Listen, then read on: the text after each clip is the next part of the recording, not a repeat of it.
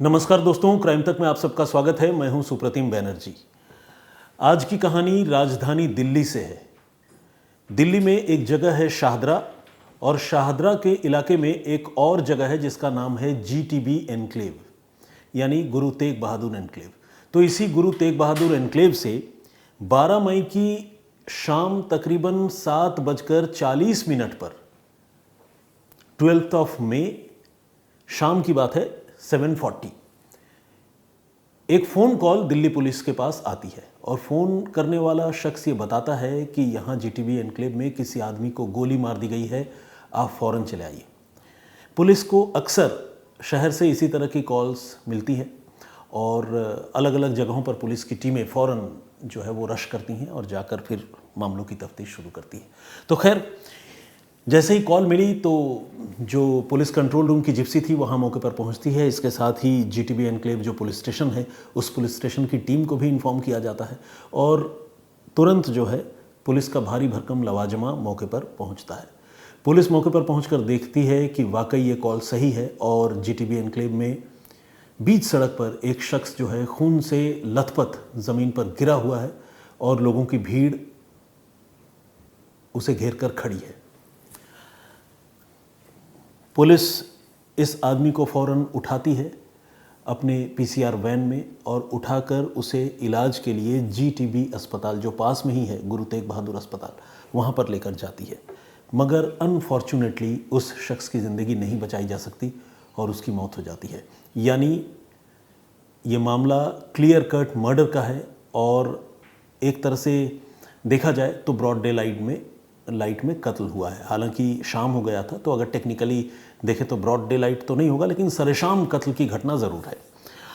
Police अब फ़ौरन पता करने लगती है कि भाई ये मरने वाला शख्स कौन है, कहाँ से आ रहा था, कहाँ जा रहा था, क्यों इसे गोली मारी गई।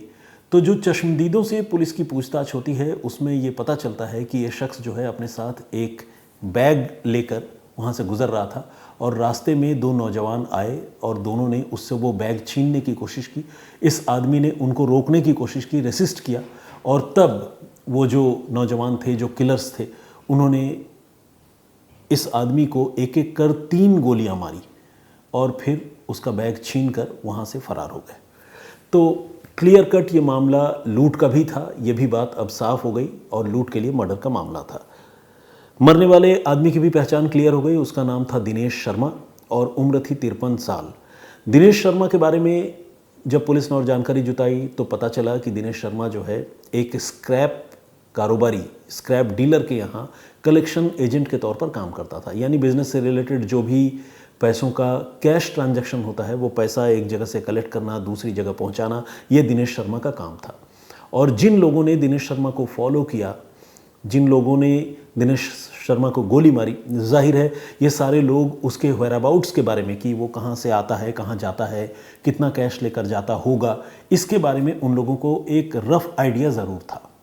तो ये सारी चीज़ें तकरीबन क्लियर हो गई, और पुलिस अब इस मामले की छानबीन शुरू कर चुकी थी। इसी छानबीन के दौरान पुलिस ने जब लोगों से और जानकारी जुटाई और पूछताछ की, तो लोगों ने 2 बहुत वाइटल, बहुत इंपॉर्टेंट जानकारी पुलिस को दी। एक जानकारी ये कि जिन 2 लड़कों ने दिनेश शर्मा को गोली मारी थी, वे दोनों लड़के काफ़ी वेल बिल्ट थे, यानी काफ़ी तंदुरुस्त, हट्टे कट्टे थे। एक तो ये जानकारी थी। दूसरी जानकारी ये कि वो लोग मौका वारदात पर जब थे तो उनके हाथों में या उनकी जेब में या उनके पास इस स्ट्राइक को करने से पहले किसी ने कोई मोबाइल फ़ोन नहीं देखा था। यानी शायद वो मोबाइल फ़ोन लेकर मौके पर नहीं पहुंचे थे।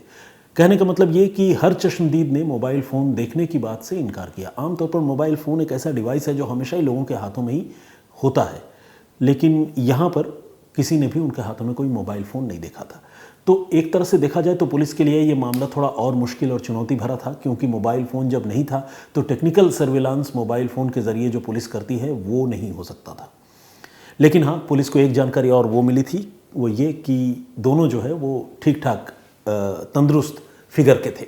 बहरहाल पुलिस ने इन्हीं दोनों चीज़ों को ध्यान में रखकर इस मामले की छानबीन शुरू की, और शाहदरा और उसके आसपास के जितने इलाके हैं, शास्त्री पार्क, झिलमिल, GTB एनक्लेव, ये जो पूरा इलाका है, इस पूरे इलाके में जितने भी सीसीटीवी कैमरे लगे हुए हैं, सारे सीसीटीवी कैमरों की पुलिस ने स्कैनिंग शुरू कर दी और पुलिस का टारगेट ये था कि वो लंबे चौड़े तगड़े दिखने वाले नौजवानों को ढूंढने की कोशिश करेंगे सीसीटीवी फुटेज में, सीसीटीवी कैमरों में। और इस तरह से पुलिस ने तकरीबन 12 दिनों में 800 सीसीटीवी कैमरों के फुटेज की स्कैनिंग की।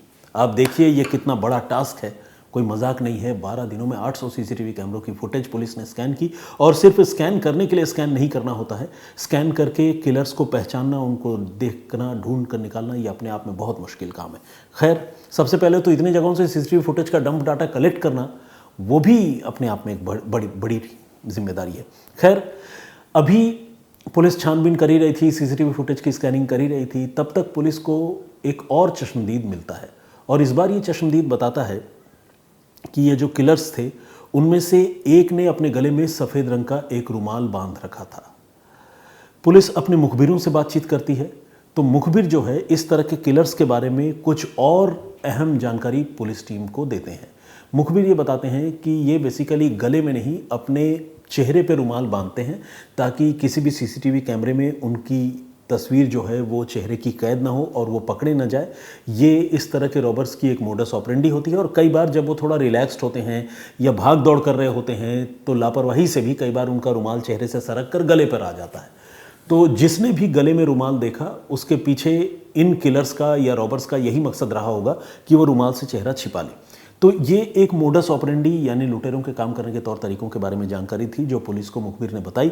और साथ ही मुखबिर ने एक और अहम जानकारी पुलिस को दी, वो ये कि ये वो लोग हैं, उस गैंग से जुड़े हुए लोग लगते हैं जो आमतौर पर एक जगह से दूसरी जगह कम्यूट करने के लिए पब्लिक ट्रांसपोर्ट और स्पेशली ई रिक्शा, जिसे हम बैटरी रिक्शा भी कहते हैं, उसका इस्तेमाल करते हैं ताकि उनका कोई ट्रेल जो है पुलिस को ना मिल सके।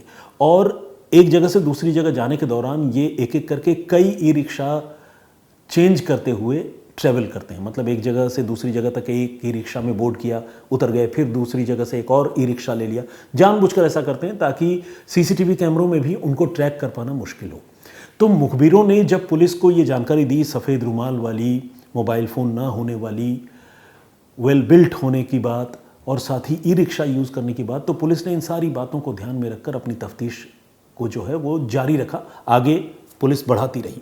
और इसका नतीजा ये हुआ कि अब पुलिस को कई सारे क्लूज़ मिल चुके थे, जिन क्लूज़ के सहारे पुलिस को इन्हीं सीसीटीवी फुटेज की जो स्कैनिंग चल रही थी उसमें से इस तरह के लोगों को ढूंढना था जो ई रिक्शा में ट्रैवल कर रहे हैं, जिनके गले में रुमाल बंधा हुआ है। और आपको जानकर अच्छा लगेगा कि इस कोशिश में पुलिस कामयाब हो गई और पुलिस को लंबी जद्दोजहद और मशक्क़त के बाद शास्त्री पार्क इलाके में एक शख्स जो है ई रिक्शा में बैठा दिखा, जो वाकई तंदुरुस्त था और उसके गले में सफ़ेद रंग का एक रुमाल भी बंधा हुआ था।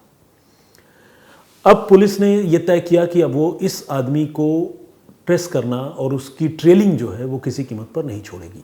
पुलिस ने अब उस ई रिक्शा को स्कैन करना शुरू किया। जहाँ तक वो ई रिक्शा गया, पुलिस ने वहाँ के सीसीटीवी फुटेज निकाले, देखे।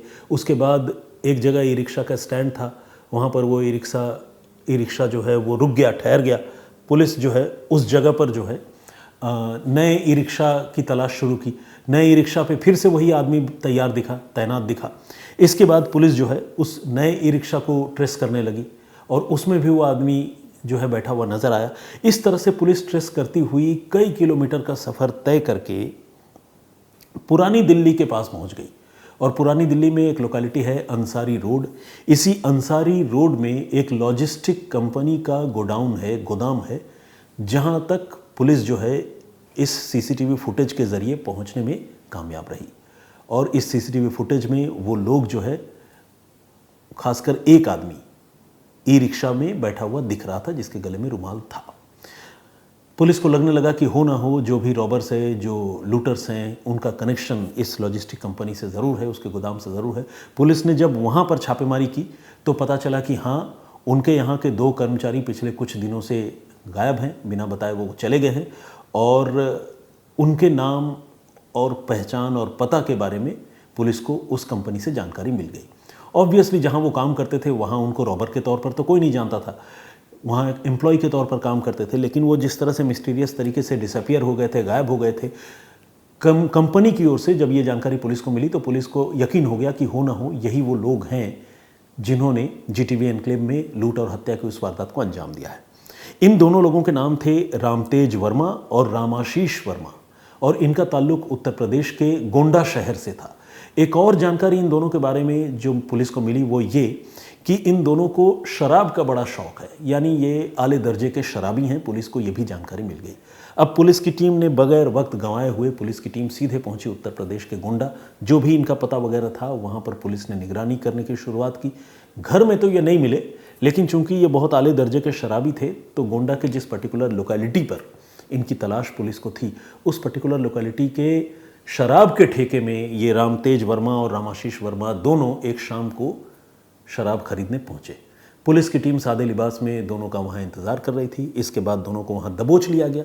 दबोचने के बाद जब उनसे सस्टेन्ड इंटरोगेशन हुआ, कोट अनकोट आप समझ सकते हैं, मतलब जब तगड़ी पूछताछ उनसे हुई तो उन्होंने अपना गुनाह कबूल कर लिया और उन्होंने बताया कि उन्होंने दिनेश शर्मा को गोली मारकर उनके बैग से तकरीबन 7 लाख रुपए लूटे थे और उन्होंने इनके बारे में जानकारी जुटाई थी कि ये कलेक्शन एजेंट हैं और रुपयों से भरा बैग लेकर चलते हैं।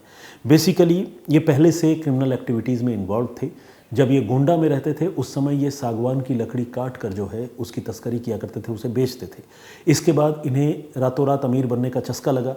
फिर इन्होंने कुछ कंट्री मेड फायर आर्म यानी देसी हथियारों की भी तस्करी की और फाइनली ये पहुंचे दिल्ली, जहां पर आकर ये लूटपाट करने लगे। लेकिन जब लूटपाट नहीं करते थे तो कहीं भी मेहनत मजदूरी करते थे और अपने आप को एक तरह से छुपा कर रखते थे, दुनिया को नहीं जाहिर होने देते थे कि वो क्रिमिनल्स हैं।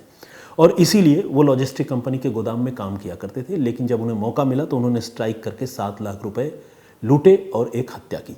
लेकिन आखिरकार पुलिस ने सफ़ेद रुमाल, लाल रंग का ई रिक्शा, सीसीटीवी फुटेज की स्कैनिंग, इन सारी तरकीबों से और इन सारे क्लूज से पुलिस ने इस मामले को सक्सेसफुली सॉल्व कर लिया। तो यकीनन दिल्ली पुलिस के लिए ये एक बड़ी उपलब्धि है और जो गुनहगार हैं उन्हें कड़ी से कड़ी सज़ा मिलेगी, इस बात की उम्मीद की जा सकती है।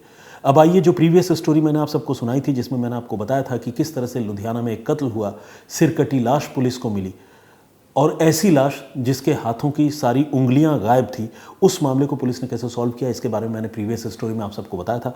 बहुत सारे लोगों ने कमेंट किया है, कमेंट तो नहीं लेकिन कुछ लोगों के नाम मैं ज़रूर पढ़ूंगा। नूरुद्दीन शेख साहब का कमेंट है, विजेंद्र सिंह जी ने कमेंट किया है, अब्दुल अहद है, नीलम रानी, गुड वाइब्स, प्रकाश पुरोहित जी का कमेंट है, जगवंत सिंह साहब ने कमेंट किया है। मैंने शायद इनका नाम पिछली बार जसवंत सिंह पढ़ दिया था तो उन्होंने करेक्ट किया है, तो जगवंत जी बहुत बहुत स्वागत आपका। रेखा भट्ट जी रेगुलर कमेंट करती हैं, बहुत बहुत धन्यवाद आपका। RDX बन्ना के नाम से एक आईडी है, बन्ना है तो मेरे हिसाब से आपका ताल्लुक ज़रूर राजस्थान से होगा। और सुमेरा राठौर जी का कमेंट है, जय स्वामी नारायण जी ने भी कमेंट किया है, बहुत बहुत धन्यवाद आपका। मामूनी बोरगोहां रेगुलर कमेंट करती हैं, नॉर्थ ईस्ट से हैं, असम से। प्रभजीत सिंह ये लुधियाना के रहने वाले हैं और ये बता रहे हैं कि सलेम टाबरी और ताजपुर रोड की स्टोरी जब मैं सुना रहा था तो वो उस लोकेलिटी को चूँकि जानते हैं, वहाँ रह चुके हैं, घूम चुके हैं, तो वो मतलब रिलेट कर पाते हैं। बिल्कुल ऐसा तो होता ही है, अगर किसी के अपने शहर की स्टोरी कोई सुनता है तो उसे ये बहुत बढ़िया लगता है। मरियम मोहम्मद जी का भी कमेंट आया है, उन्होंने नाइस स्टोरी लिखते हुए थम्स अप किया है। रिंकू यादव जी, शमी अहमद, मिस्टर उमेश भुइया जी ने भी कमेंट किया है।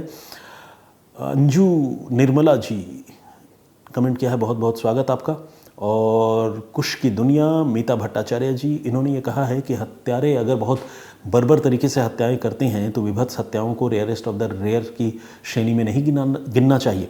मेरे हिसाब से बिल्कुल गिनना चाहिए और हमारे जो जुडिशियल सिस्टम है उसको थोड़ा और हार्श होने की ज़रूरत है, क्योंकि जितनी अपराध की घटनाएं बढ़ रही हैं और जितनी बर्बरतापूर्ण तरीके से लोग एक दूसरे की हत्याएं करने लगे हैं, रेयरेस्ट ऑफ द रेयर की श्रेणी में कुछ ऐसे मामलों को भी गिन लेना चाहिए जिसमें कोर्ट कंफर्म हो कि हाँ ये दोषी हैं। बेशक वो रेयर ना हो, लेकिन अगर किसी की हत्या की है तो उसमें फांसी दी जानी चाहिए, ऐसा मेरा पर्सनली मानना है।